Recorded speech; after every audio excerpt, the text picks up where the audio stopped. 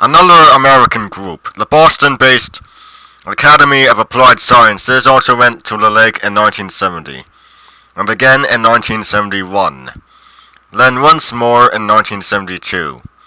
The first two summers produced nothing, in spite of a patient nightly watch on the waters of the loch, probing the depths with the very latest in underwater camera equipment and sophisticated sonar gear.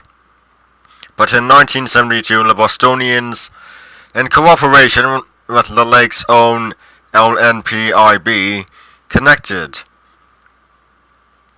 In the early dark hours of August 8, 1972, the sonar gear suddenly pinpointed something lumbering along under 45 feet of water. It held steady for a few minutes, then disappeared. Robert Rines, an MIT physics graduate who led the Boston team, had his jubilant men stand ready. Sure enough, a few minutes later, the echoes pinged again. The creature, if that's what it was, had returned. Rines and his team followed it, then lost it again. Not to be denied, Rines pulled an old fisherman's trick.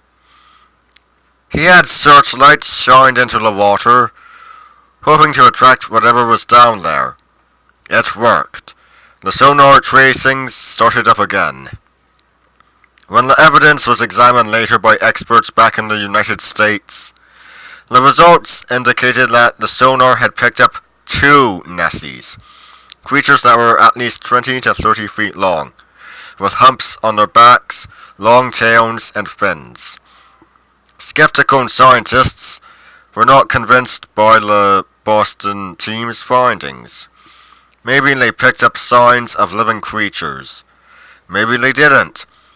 If the monster exists, doubters say, it must eat. And while there are fish and eel in the lake by the millions, ample to feed 2 or 3 of the giant creatures, there would hardly be enough to feed 20 or 30, and that's how many would be needed to constitute a breeding herd of Nessies. Meanwhile, the search goes on. Something is out there, the believers insist. There have been too many sightings, too many proofs. If Reiner's sonar didn't pick up echoes from a living thing, they ask, then what was it?